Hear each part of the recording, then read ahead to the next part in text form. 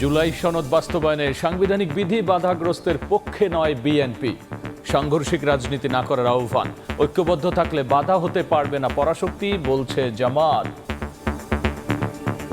এমন কোনো অসাংবিধানিক পদ্ধতির দিকে না যাই যাতে ভবিষ্যতে এটা নিয়ে আবার প্রশ্ন উঠবে, দেশের আইনানুগ ভিত্তি কিভাবে রচিত হবে এবং সেটাকে বাস্তবায়নের জন্য কিভাবে আবার পার্লামেন্টকে জনগণ সম্মতি দিবে, এই কথাগুলো যেন আমরা না আনি। এখন রাস্তার আন্দোলন নয়, এখন আন্দোলন হচ্ছে জনগণের কাছে আমাদেরকে যেতে হবে। আমরা সাংঘর্ষিক রাজনীতির দিকে যেতে পারবো না, আমরা হিংসাপরায়ণ রাজনীতির দিকে যেতে পারবো না। রাজনৈতিক মত পথের ভিন্নতা থাকা সত্ত্বেও আমরা যেন দেশ গঠনের মেজর ইস্যুতে যেন আমরা জাতীয় ঐক্যমত থাকতে পারি।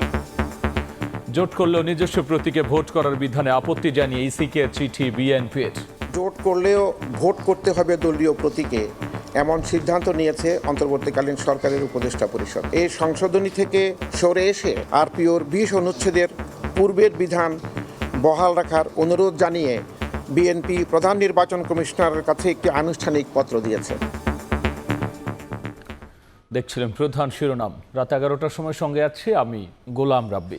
এবার অন্যান্য শীর্ষ সংবাদ। ওমরা পালনে 20 নভেম্বর সপরিবারে সৌদি আরব যাচ্ছেন তারেক রহমান। মক্কা থেকে লন্ডন ফিরে রওনা দেবেন দেশের পথে। প্রত্যাবর্তন ঘিরে নিরাপত্তা কমিটি গঠন বিএনপির।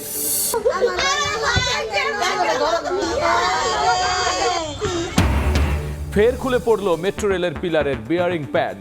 এবার প্রাণ গেল পথচারীর, আহত আরো 2 জন। পুরো অংশ সচল না হওয়ায় রাজধানী জুড়ে দিনভর ভোগান্তি। আগুনের 12 দিন পর মিরপুরে কেমিক্যাল গুদাম থেকে নারীর দেহাবশেষ উদ্ধার। মৃত্যু বেড়ে 17। ওয়াটার পোলো খেলতে গিয়ে পানিতে ডুবে প্রাণ গেল রাজশাহী বিশ্ববিদ্যালয় ছাত্রীর। সন্ত্রাস নিয়ন্ত্রণে একজনের নামে থাকবে মোবাইলে 2টি সিম, জানালেন স্বরাষ্ট্র উপদেষ্টা। দলগুলো ঐক্যবদ্ধ থাকলে আইন শৃঙ্খলা নিয়ন্ত্রণ ও সুষ্ঠু নির্বাচন সম্ভব। এবং মৃত্যুর 29 বছর পর আবারও আলোচনায় চিত্রনায়ক সালমান শাহর স্কাটনের ফ্ল্যাট। অনুসন্ধানে দ্বিতীয় দফা পরিদর্শন পুলিশের। পুরানো রহস্যের জট খোলার চেষ্টা।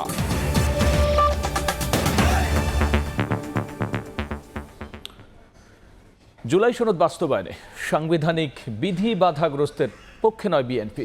সাংঘর্ষিক রাজনীতির পথ ছেড়ে তাই সব দলকে নির্বাচনে অংশ নেয়ার আহ্বান জানিয়েছেন দলটির নেতারা। আর ভোটের অভিযাত্রা ক্ষতিগ্রস্ত না করতে জুলাইয়ের চেতনা ধারণের তাগিদ দিয়ে জামায়াতে ইসলামীর সেক্রেটারি জেনারেল বলেন, ঐক্যবদ্ধ থাকলে নতুন বাংলাদেশ বিনির্মাণে বাধা হতে পারবে না কোনো পরাশক্তি। গণ অধিকার পরিষদের প্রতিষ্ঠা বার্ষিকীর অনুষ্ঠানে এসব কথা বলেছেন তারা। 2018 সালের কোটা সংস্কার আন্দোলনের নেতৃত্ব থেকে উঠে আসা রাজনৈতিক দল গণ অধিকার পরিষদের 4র্থ প্রতিষ্ঠাবার্ষিকী। জুলাই আন্দোলনের সব রাজনৈতিক দলের মিলন মেলায় পরিণত হয় অনুষ্ঠানের মঞ্চ। দলটির সভাপতি নুরুল হক নূর বলেন, নির্বাচন বিলম্বের কোনো সুযোগ নেই। জাতীয় পার্টির বিষয়ে ফয়সালা না হয়ে যদি আমরা নির্বাচনে যাই, আমাদের জন্য শনির দশা অপেক্ষা করছে। জুলাই সনদে স্বাক্ষর হয়েছে, ঘোষণাপত্র হয়েছে, নির্বাচন আর বিলম্ব নয়, ফেব্রুয়ারিতে নয়, জানুয়ারিতেই নির্বাচন দিন। এ সময় আগামীর বাংলাদেশ বিনির্মাণে সাংঘর্ষিক রাজনৈতিক পথ পরিহার করে গণতন্ত্রে ফিরতে অংশগ্রহণমূলক নির্বাচনের আহ্বান জানান বিএনপি নেতারা। বলেন, জুলাই সনদ বাস্তবায়নে সাংবিধানিক ধারা বাধাগ্রস্ত করার পক্ষে নন তারা। বাংলাদেশে একটা গণতান্ত্রিক অর্ডার ফিরিয়ে আনতে হবে। এখন রাস্তার আন্দোলন নয়, এখন আন্দোলন হচ্ছে জনগণের কাছে আমাদেরকে যেতে হবে। আমরা সাংঘর্ষিক রাজনীতির দিকে যেতে পারবো না, আমরা হিংসাপরায়ণ রাজনীতির দিকে যেতে পারবো না।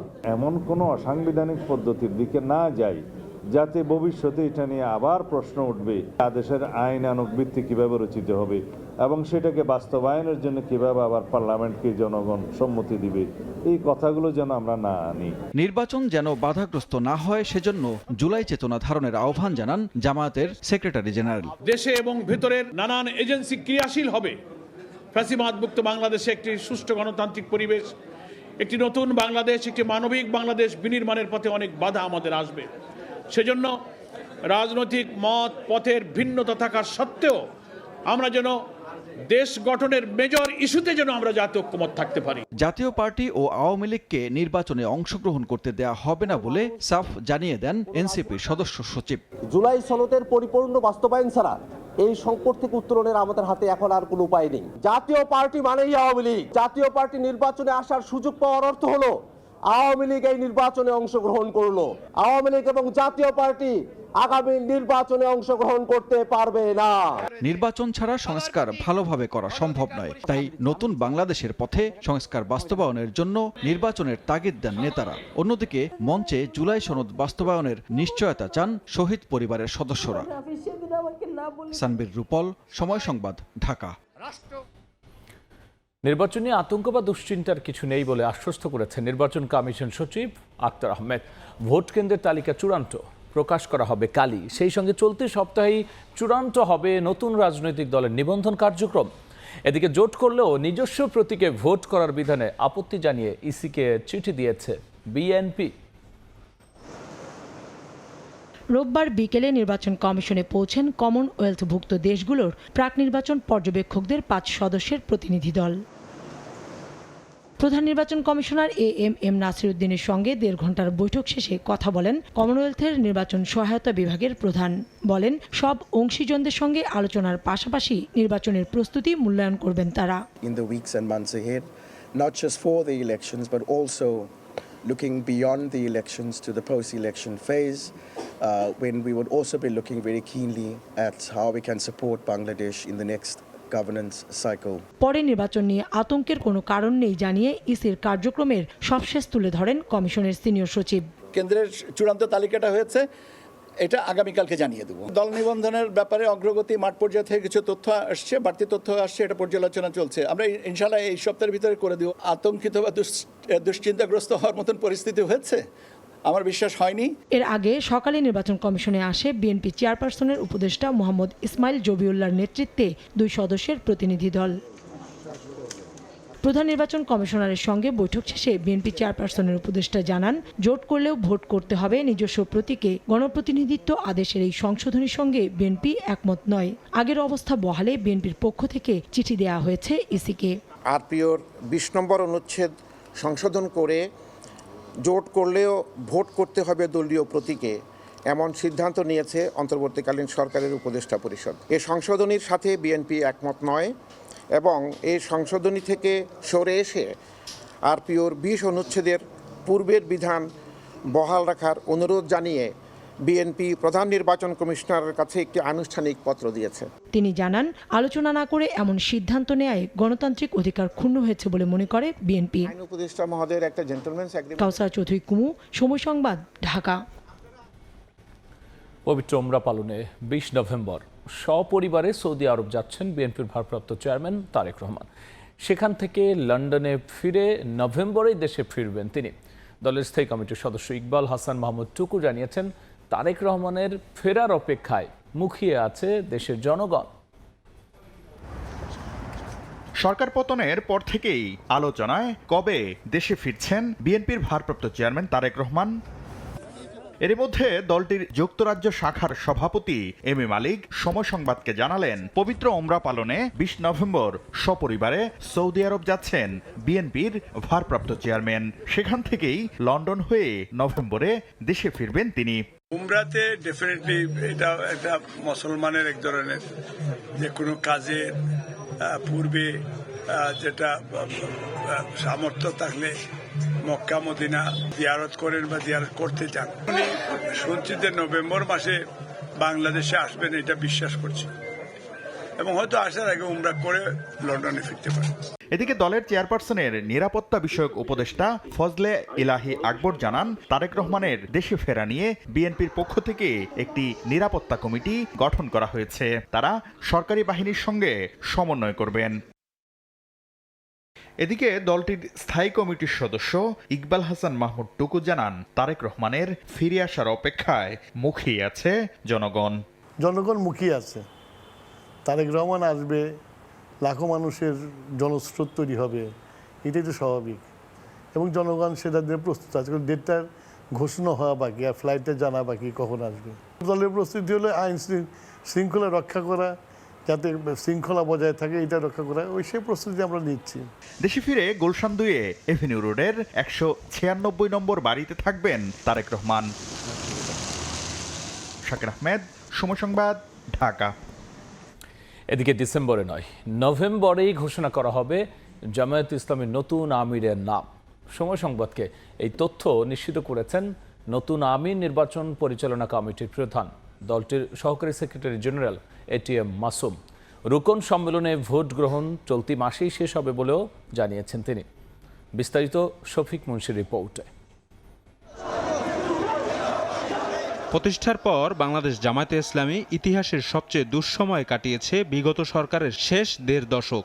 ২৪-এর গণঅভ্যুত্থানের পর স্বস্তিতে থাকা দলটি ইতোমধ্যে আবির্ভূত হয়েছে দেশের অন্যতম রাজনৈতিক শক্তি হিসেবে।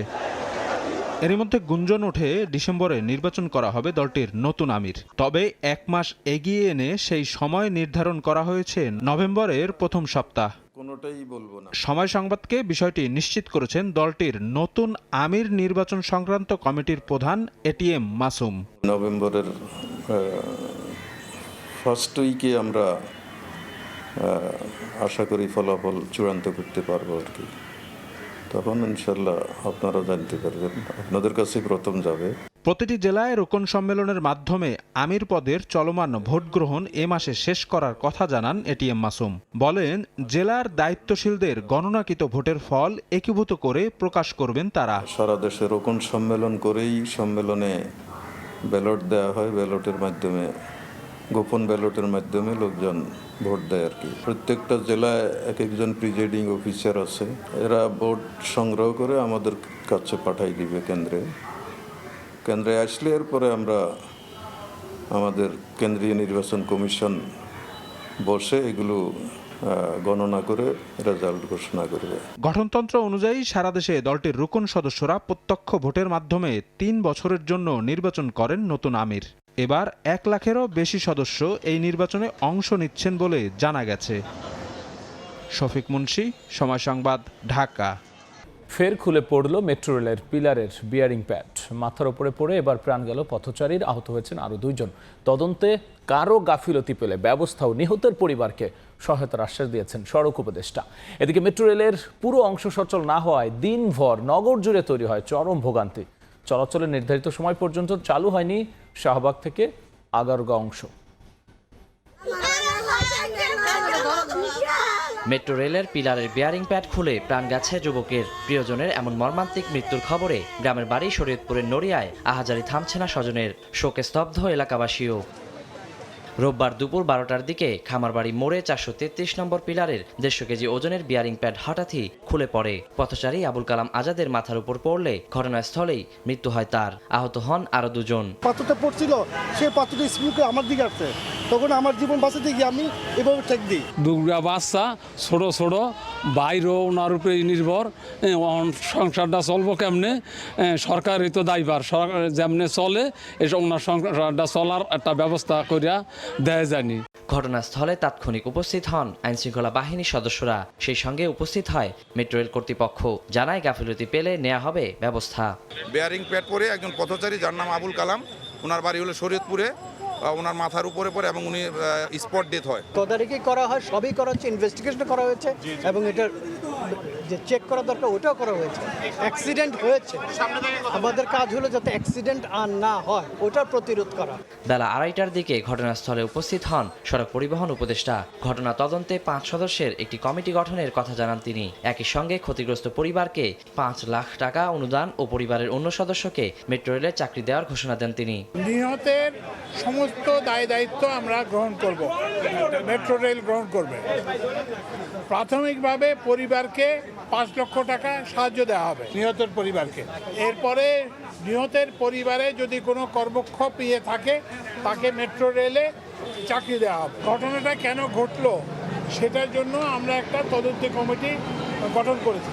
দুর্ঘটনার পর বন্ধ হয়ে যায় মেট্রো রেল চলাচল। 2.5 ঘন্টার পর আগারগাঁও উত্তরা অংশ এবং সন্ধ্যার দিকে মতিঝিল থেকে শাহবাগ পর্যন্ত অংশ সচল হয়। তবে মেট্রো রেল চলাচলের নির্ধারিত সময় পর্যন্ত চালু হয়নি শাহবাগ থেকে আগারগাঁও অংশ। এতে রাজধানী জুড়ে যানজটের চরম ভোগান্তিতে পড়েন নগরবাসী। উত্তর থেকে মতিঝিল পর্যন্ত মেনটেন্স করা প্রয়োজন, তাহলে এই ধরনের ভোগান্তির সম্মুখীন আর হব না আমরা ইনশাআল্লাহ। প্রচন্ড জাম, কষ্ট হচ্ছে, রোগী নিয়ে কষ্ট হচ্ছে না। মিরপুর থেকে আসছি, প্রায় 2 ঘন্টা যাবত বসে আছি বাসের ভিতরে। এর আগে গত বছরের 18 সেপ্টেম্বর খামারবাড়ি মোড়ে মেট্রো লাইনের বিয়ারিং প্যাড খুলে পড়ে। তবে সেবার নিচে কেউ না থাকায় হতাহত হননি কেউ। ওয়ালিউল সাকিব, সময় সংবাদ, ঢাকা। 12 দিন পর রাজধানীর মিরপুরের রূপনগরে আগুনে পুড়ে যাওয়া ভবন থেকে নারীর দেহাবশেষ উদ্ধার করা হয়েছে। এ নিয়ে মৃতের সংখ্যা বেড়ে দাঁড়িয়েছে 17 জনে। বিকেলে নিখোঁজ মেয়ের সন্ধানে বাবা, এলাকাবাসী ও পুলিশকে সঙ্গে নিয়ে ভবনে প্রবেশ করেন। একটি কক্ষের টেবিলের নিচে দেহাবশেষ পাওয়া যায়। হাতের মেহেদি দেখে মরদেহ শনাক্ত করেন মার্জিয়া সুলতানার বাবা। দেহাবশেষটি ঢাকা মেডিকেলের মর্গে পাঠানো হয়। পুলিশ জানায় দেহাবশেষটির ডিএনএ পরীক্ষা শেষে স্বজনের কাছে হস্তান্তর করা হবে। আজকে বিকালের দিকে আপনার 5টা সাড়ে 5টার দিকে একটা ডেড বডি আমরা দিয়েছি। ওখানে তো এতদিন পর্যন্ত আমরা ঢুকতে পারিনি, এখানে গ্যাসের প্রকোপ ছিল। আমরা ওখান থেকে একটা ডেড বডি আসছি। এখনো আমরা পরিচয় শনাক্ত করতে পারিনি, এটা ডিএনএ করা হবে, ডিএনএ এর পরে জানা যাবে। ওয়াটার পোলো খেলা প্রশিক্ষণই কাল হলো রাজশাহী বিশ্ববিদ্যালয়ের শিক্ষার্থী সাইমা হোসেনের। সুইমিং পুলের পানিতে ডুবে মারা গেলেন তিনি। সহপাঠীদের অভিযোগ, বিশ্ববিদ্যালয় কর্তৃপক্ষের উদাসীনতায় এমন মৃত্যু। তবে প্রক্টর জানিয়েছেন কারো কোনো অবহেলা থাকলে তদন্ত করে নেওয়া হবে ব্যবস্থা। রাজশাহী বিশ্ববিদ্যালয়ে আন্তঃবিভাগ ক্রীড়া প্রতিযোগিতায় ওয়াটার পোলোর খেলোয়াড় ছিলেন শিক্ষার্থী সাইমা হোসেন। রোববার বিকেলে আরেকজন খেলোয়াড়কে সঙ্গে নিয়ে তিনি ক্যাম্পাসের সুইমিং পুলে প্রশিক্ষণ নিতে যান। পানিতে নেমে কয়েকবার সুইমিং পুলের এপার থেকে ওপার আসা যাওয়া করার সময় হঠাৎ তলিয়ে যান। এ সময় পুলে থাকা অন্যরা আশপাশের লোকজনকে ডেকে সাইমাকে উদ্ধার করে বিশ্ববিদ্যালয়ের মেডিকেলে নিয়ে যান। সেখান থেকে রাজশাহী মেডিকেল কলেজ হাসপাতালে পাঠালে চিকিৎসকরা মৃত ঘোষণা করেন। তবে শিক্ষার্থীদের অভিযোগ, সাইমা সুইমিং পুলে ডুবে গেলেও সেখানে ইনস্ট্রাক্টর ছিলেন না। জরুরি অবস্থায় জীবন রক্ষার কোনো সরঞ্জামও ছিল না। বিশ্ববিদ্যালয় মেডিকেলে অক্সিজেন পাওয়া যায়নি। কর্তৃপক্ষের উদাসীনতায় এমন মৃত্যু। এই মৃত্যুর জন্য আমি মনে করি যতটা সুইমিং পুলের অব্যবস্থাপনা দায়ী, ততটাই আমার রাজশাহী বিশ্ববিদ্যালয় মেডিকেল সেন্টার দায়ী। আশেপাশে কেন ইনস্ট্রাক্টর থাকবে না, কেন একজন সুইমিং স্পেশালিস্ট থাকবে না? ওখানে যে ইনস্ট্রাক্টর উনি তাৎক্ষণিকভাবে যদি উঠাইতেন তাহলে একটা কালক্ষেপণ হইতো না। তবে প্রক্টর জানান তার মৃত্যুতে কারো কোনো অবহেলা থাকলে তদন্ত করে নেওয়া হবে ব্যবস্থা। শিক্ষার্থীরা যে অভিযোগগুলো করছে সেটা আমাদেরও প্রশ্ন, যে আসলে আমাদের এই শিক্ষার্থী যে মারা গেল, ওর যে শুরু থেকে শেষ পর্যন্ত যে সমস্ত প্রক্রিয়া বা যে সমস্ত ওর জন্য সতর্কতামূলক ব্যবস্থা থাকা দরকার, যথাযথভাবে সেগুলো পালিত হয়েছে কিনা, অবশ্যই আমরা এগুলো প্রত্যেকটা বিষয় আমরা দেখতে চাই। সাইমা বিশ্ববিদ্যালয়ের সামাজিক বিজ্ঞান বিভাগের 2020-21 সেশনের শিক্ষার্থী ছিলেন। থাকতেন মুন্নুজান হলে, তার বাড়ি কুষ্টিয়ায়। সময় সংবাদ, রাজশাহী। সন্ত্রাস নিয়ন্ত্রণে একজনের নামে মোবাইল সিম 10টি থেকে 2টিতে নামিয়ে আনার সিদ্ধান্ত নিয়েছে সরকার। এই সিদ্ধান্ত ধাপে ধাপে কার্যকর হবে বলে জানিয়েছেন স্বরাষ্ট্র উপদেষ্টা। দুপুরে সচিবালয়ে আইন শৃঙ্খলা সংক্রান্ত কোর কমিটির বৈঠক শেষে জানিয়েছেন, রাজনৈতিক দলগুলোর মধ্যে ঐক্য থাকলে আইন শৃঙ্খলা নিয়ন্ত্রণের পাশাপাশি সুষ্ঠু নির্বাচনও সম্ভব। আগামী ফেব্রুয়ারিতে ত্রয়োদশ জাতীয় নির্বাচন সুষ্ঠু করার লক্ষ্যে নানা পদক্ষেপ নিচ্ছে অন্তর্বর্তী সরকার। সুযোগ সুবিধা বৃদ্ধি করা যায়, এইগুলি ব্যাপারে রোববার সকালে সচিবালয়ে স্বরাষ্ট্র মন্ত্রণালয়ের সভাকক্ষে আইন শৃঙ্খলা সংক্রান্ত কোর কমিটির নিয়মিত বৈঠক বসে। বৈঠকে শাহজালাল বিমানবন্দর সহ সাম্প্রতিক কয়েকটি অগ্নিকাণ্ডের ঘটনা এবং সন্ত্রাসী কর্মকাণ্ড বেড়ে যাওয়ার বিষয় নিয়ে আলোচনা হয়। বৈঠক শেষে ব্রিফিংয়ে স্বরাষ্ট্র উপদেষ্টা জানান, আগামী নির্বাচন সুষ্ঠুভাবে সম্পন্ন করতে লেভেল প্লেইং ফিল্ড নিশ্চিত করা হবে। রাজনৈতিক দলগুলোর মধ্যে ঐক্য থাকলে সুষ্ঠুভাবে নির্বাচন সম্পন্ন হবে বলেও জানান তিনি। পলিটিক্যাল পার্টি তার যদি নিজস্ব সমাধান করে ফেলায় এবং জনগণ যদি সচেতন থাকে, তবে নির্বাচন আলায় দিলে ভালো হবে। আমাদের ক্ষেত্রে লেভেল প্লেইং ফিল্ড আগেও ছিল, ভবিষ্যতেও থাকবে। রাজনীতি দলগুলি আমার এখানে কোনো আপত্তি আসে নাই। এখন এখানে আপনারাও কোনো দিন বলতে পারেন নাই যে আমরা যে এই পক্ষপাতিত্বভাবে করছি, কি বলে কারো পোস্টিং করছি। অবৈধ সিম কার্ড ব্যবহার করে সন্ত্রাসী কার্যক্রম পরিচালিত হচ্ছে জানিয়ে উপদেষ্টা বলেন, জাতীয় নির্বাচনের আগে একক নামে নিবন্ধনকৃত সিম কার্ডের সংখ্যা কমিয়ে সর্বোচ্চ 7টি করা হবে। সিম কার্ডগুলো আমরা কমায় নিয়ে আসবো, 10টা থেকে আমরা আস্তে আস্তে এটা কমায় নিয়ে আসবো। আলটিমেটলি 2টায় গিয়ে আমরা থামবো। নির্বাচনের আগে আমরা হয়তো 7টার ভিতরে যদি আসতে পারি। দেশের গণমাধ্যমগুলো ইতিবাচক ভূমিকা রাখায় পার্শ্ববর্তী দেশ থেকে বাংলাদেশ নিয়ে অপপ্রচার কমেছে বলেও জানান স্বরাষ্ট্র উপদেষ্টা। সত্য ঘটনা প্রকাশ করার পরে এগুলি কিন্তু বন্ধ হয়ে গেছে। প্রসূন আশিস, সময় সংবাদ, ঢাকা। ডিসেম্বরের শেষ দিকে ঢাকা সফরে আসছেন ইতালির প্রধানমন্ত্রী জর্জিয়া মেলোনি। তার সফরে আলোচনার বড় অংশ জুড়ে থাকবে নিরাপদ অভিবাসন, প্রতিরক্ষা এবং বাণিজ্যিক সম্পর্ক বৃদ্ধি, জানিয়েছেন দেশটির রাষ্ট্রদূত আন্তোনিও আলেসান্দ্রো। ডক্টর ইউনূসের সরকার জুলাই সনদ এবং আসন্ন নির্বাচনের পরিকল্পনা সবকিছুতেই ইতালির সম্পূর্ণ সমর্থন আছে বলেও জানিয়েছেন তিনি। রাশিয়া ইউক্রেন যুদ্ধ ঘিরে উদ্ভূত জটিল পরিস্থিতির কারণে গত 30 আগস্ট ইতালির প্রধানমন্ত্রী জর্জিয়া মেলোনির বাংলাদেশ সহ এশিয়ার 5 দেশের সফর একেবারে শেষ মুহূর্তে স্থগিত হয়েছিল। সফরটি ডিসেম্বরের শেষ সপ্তাহে আয়োজনের বিষয়ে আলোচনা চলছে ঢাকা রোমের মধ্যে। এরই ধারাবাহিকতায় রোববার পররাষ্ট্র মন্ত্রণালয়ের সচিব আসাদ আলম সিয়ামের সঙ্গে বৈঠক করেন ঢাকায় নিযুক্ত ইতালির রাষ্ট্রদূত অ্যান্তোনিও আলেসান্দ্রো। প্রায় আধা ঘন্টার বৈঠক শেষে উপস্থিত গণমাধ্যম কর্মীদের প্রশ্নের জবাবে তিনি জানান, আগামী ডিসেম্বরের শেষ নাগাদ বাংলাদেশ সফর করবেন ইতালির প্রধানমন্ত্রী জর্জিয়া মেলোনি, তবে তারিখ এখনও চূড়ান্ত হয়নি। অভিবাসন, বাণিজ্য, প্রতিরক্ষা এবং সাংস্কৃতিক সহযোগিতা সহ দ্বিপাক্ষিক নানা দিক থাকবে আলোচনায়। Let's see if we can find the right time to come.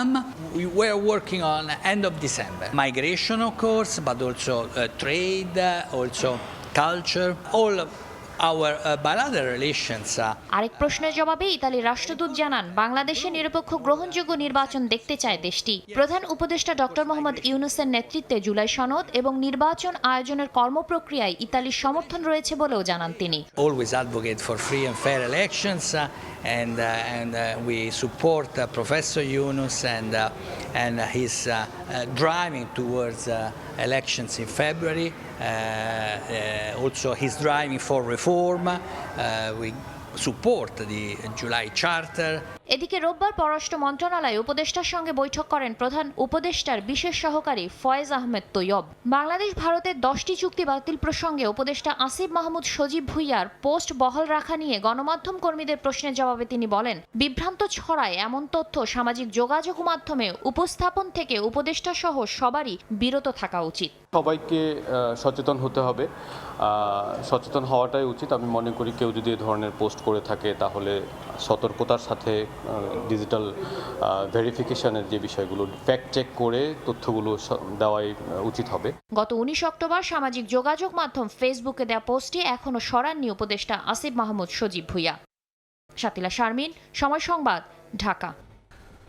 চিত্রনায়ক সালমান শাহর মৃত্যুর 29 বছর পর আবারও আলোচনায় তার স্ক্যাটনের ফ্ল্যাট। হত্যা মামলার পর দ্বিতীয় দফায় ঘটনাস্থল পরিদর্শন করেছে রমনা থানা পুলিশ। পুরনো রহস্যের জট খোলার চেষ্টায় তদন্ত কর্মকর্তারা। বিস্তারিত জানাচ্ছেন মহিব আল হাসান। রাজধানীর স্কাটনের এই ফ্ল্যাটে 1996 সালে 6 সেপ্টেম্বর মৃত্যু হয় ঢাকাই সিনেমার বরপুত্র সালমান শাহের। দীর্ঘ 29 বছর পর আবারও আলোচনায় স্কাটনের এই ফ্ল্যাট। 20 অক্টোবর আদালতের নির্দেশে সালমান শাহের মৃত্যুর ঘটনায় অপমৃত্যুর মামলাটি হত্যা মামলায় স্থানান্তর করা হয়। এর পরপরই সালমান মৃত্যুর রহস্য উদ্ঘাটনে আবারও তৎপর হয় আইন শৃঙ্খলা বাহিনী। হত্যা মামলা হওয়ার পর দ্বিতীয় দফায় ঘটনাস্থলে যান রমনা থানা পুলিশ। ফ্ল্যাটটিতে পরিদর্শনে এসে পুরনো কেস ফাইল বারবার বাস্তব চিত্রের সঙ্গে মিলিয়ে দেখেন তারা। সরজমিনে বিষয়গুলো দেখলাম, কোন রুমে ছিল, কোন রুমে থাকতো। বাড়ির মালিক ওনার সাথে কথা বললাম, তারা বলছে যে বিগত সময়ে বাড়িটা যে অবস্থা ছিল সে এখনও সেই একই অবস্থায় আছে, কোনো তারা পরিবর্তন কোনো কিছু তারা করেননি। তদন্ত কর্মকর্তারা বলছেন দীর্ঘ সময় পেরিয়ে গেলেও এখনও পদক্ষেপ নেওয়া সম্ভব। নতুন করে সাক্ষ্য গ্রহণ, আলামতের যাচাই এবং প্রযুক্তিগত বিশ্লেষণ পাল্টে দিতে পারে মামলার মোড়। কয়েকজনের সঙ্গে আমরা জানতে পেরেছি দেশের বাইরে আছে, আর যারা দেশে আছে তাদের অবস্থান শনাক্তের চেষ্টা চলতেছে। খুব শীঘ্রই আমরা তাদেরকে আইনের আওতায় আনতে পারবো বলে আশা ব্যক্ত করতেছি। স্কাটনের এই ফ্ল্যাটেই একসময় ছিল ঢাকাই সিনেমার স্বপ্ন ভবন। 29 বছর পর এই অনুসন্ধান রহস্যের জট খুলবে কিনা সেটি এখন সময়ের অপেক্ষা। মহিব, আল হাসান, সময় সংবাদ, ঢাকা। বাড়ি থেকে যাওয়া হলো না স্কুলে। পাবনার ট্রাকের ধাক্কায় প্রাণ গেল 2 শিক্ষার্থী সহ 3 জনের, গুরুতর আহত আরও 2 শিশুকে হাসপাতালে ভর্তি করা হয়েছে। এদিকে চট্টগ্রামে পিকআপ সিএনজি অটোরিকশার সংঘর্ষে মৃত্যু হয়েছে মাছুলের। এছাড়াও মাদারীপুরে নিয়ন্ত্রণ হারিয়ে বাস খাদে পড়ে 1 জন নিহত ও 10 জন আহত হয়েছেন। যে উঠোন জুড়ে খেলা করত প্রিয় সন্তান, সেখানে এখন সন্তানের নিথর দেহ, স্বজনদের কান্না আর আহাজারিতে ভারী চারপাশ। রোববার সকাল 7টা প্রতিদিনের মতো ভ্যানে চড়ে পাবনা জামালপুর এলাকার ক্যাডেট কলেজিয়েট স্কুল অ্যান্ড কলেজে যাচ্ছিল 10 থেকে 12 জন শিক্ষার্থী। তাদের বহনকারী ভ্যানটি গয়েশপুর ইউনিয়নের ভাঙাবাড়িয়া এলাকায় পৌঁছালে ঢাকা থেকে পাবনাগামী একটি ট্রাক নিয়ন্ত্রণ হারিয়ে শিক্ষার্থী বহনকারী ভ্যানে চাপা দেয়। এতে ঘটনাস্থলে নিহত হন পাবনা কলেজিয়েট স্কুল অ্যান্ড কলেজের 4র্থ শ্রেণীর ছাত্রী তাসমিয়া আক্তার, 5ম শ্রেণীর ছাত্র আবু তোহা ও ভ্যান চালক আকরাম হোসেন। আহত 2 জনকে পাবনা জেনারেল হাসপাতালে ভর্তি করা হয়। দুর্ঘটনা কবলিত ট্রাকটি জব্দ করা হলেও পালিয়ে গেছে চালক। চট্টগ্রামের মিরসরাইয়ের করেরহাট থেকে রামগড়গামী একটি সিএনজি অটোরিকশা ফরেস্ট অফিসের মুখে পৌঁছালে নিয়ন্ত্রণ হারায়।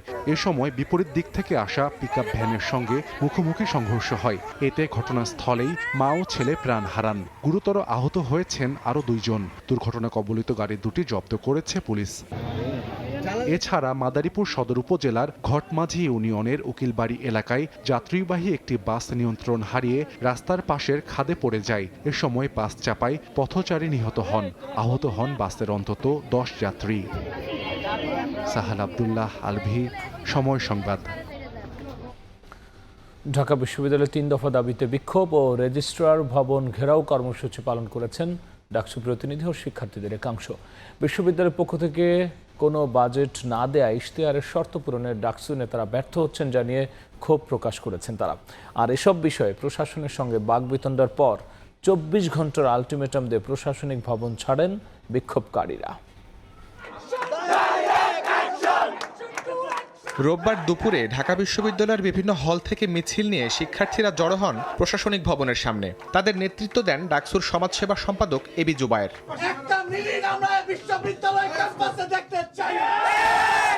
বিশ্ববিদ্যালয় প্রশাসন ডাকসুর কার্যক্রমে পূর্ণ সমর্থন দিচ্ছে না বলে অভিযোগ করেন তারা। হল সংসদ ও ডাকসুর অতীতের সব খাতের হিসাব প্রকাশের দাবিতে কোষাধ্যক্ষের কক্ষে গেলে শুরু হয় বাকবিতণ্ডা। 2019 থেকে আমাদের কাছে যে হিসাবটা দিয়েছে সেই হিসাবটা আমি তোমাদেরকে বলি। এই পর্যন্ত আমরা ডাকসুর জন্য পেয়েছি 1,11,67,691 টাকা, আর আমাদের এর মধ্যে খরচ হয়ে গেছে 1,38,00,000 টাকা। কারণ হচ্ছে ডাকসুর যে ইলেকশন হয় এই খাতের মধ্যে,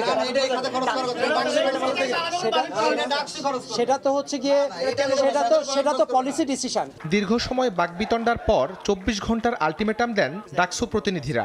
আমরা অবিলম্বে এই ফেসিস্টের দোষর রুহুল আমিন সহ যে সমস্ত জায়গায় এখনো ফেসিস্ট দোষরা পদায়নকৃত অবস্থায় রয়ে গিয়েছে তাদের অবিলম্বে তাদের পদ থেকে নিষ্কৃতি এবং তাদেরকে যাতে বিচারের আওতায় দ্রুত নিয়ে আসা হয় সেই দাবির বিষয়ে সিদ্ধান্ত না এলে সোমবার নতুন কর্মসূচির হুঁশিয়ারি দেন ডাকসু নেতারা। তাহলে শিক্ষার্থীদের সাথে নিয়ে আমরা এই বিষয়ে। শাহরিয়ার সৌমিক, সময় সংবাদ, ঢাকা।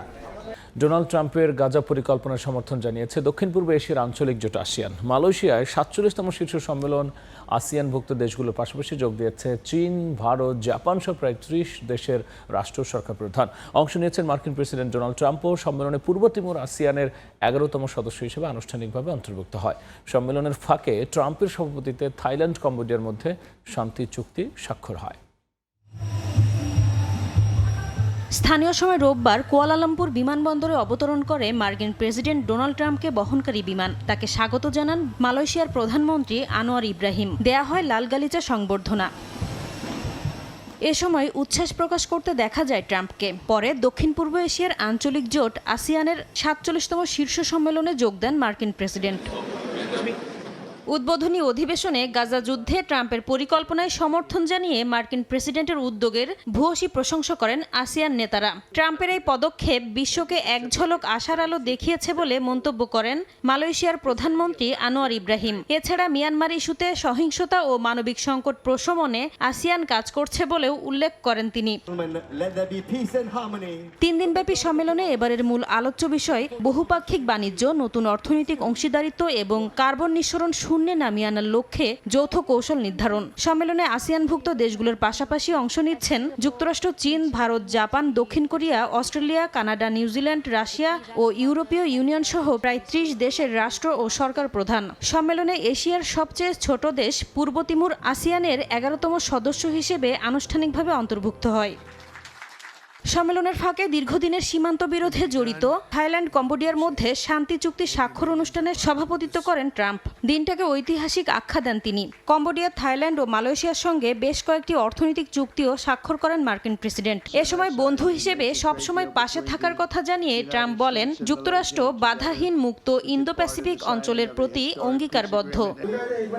এদিকে ট্রাম্পের সফর ঘিরে বিক্ষোভ হয়েছে কুয়ালালামপুরে। এতে বিভিন্ন শ্রেণী পেশার মানুষ যোগ দেন। মালয়েশিয়ার পর 6 দিনের এশিয়া সফরের অংশ হিসেবে জাপান ও দক্ষিণ কোরিয়া যাবেন ট্রাম্প। এই সফরে চীনা প্রেসিডেন্ট শি জিনপিং এর সঙ্গে বৈঠকের কথা রয়েছে তার। নাসরিন রুমি, সময় সংবাদ। যুক্তরাষ্ট্রের চলমান ফেডারেল শাটডাউনের কারণে খাদ্য সহায়তা কর্মসূচি বন্ধ হয়ে গেছে। এতে বিপাকে পড়েছেন লাখো নিম্ন আয়ের মানুষ। সরকারি অচল অবস্থায় সমাজ কল্যাণমূলক নানা কর্মসূচির তহবিলও বন্ধ হয়ে গেছে। কৃষি বিভাগ জানিয়েছে, যদি শাটডাউন নভেম্বর পর্যন্ত চলতে থাকে তাহলে পুরো মাসের জন্য ভর্তুকি দেওয়া সম্ভব হবে না। এর মধ্যেই 8টি রাজ্যের 9টি ফুড ব্যাংক জানিয়েছে তারা বাড়তি চাহিদা মেটাতে হিমশিম খাবে। পশ্চিম ভার্জিনিয়ার একটি খাদ্য সংস্থা জানিয়েছে, খাদ্যের দাম এবং চাহিদা বাড়ায় তাদের বাজেটে ঘাটতি দেখা দিয়েছে।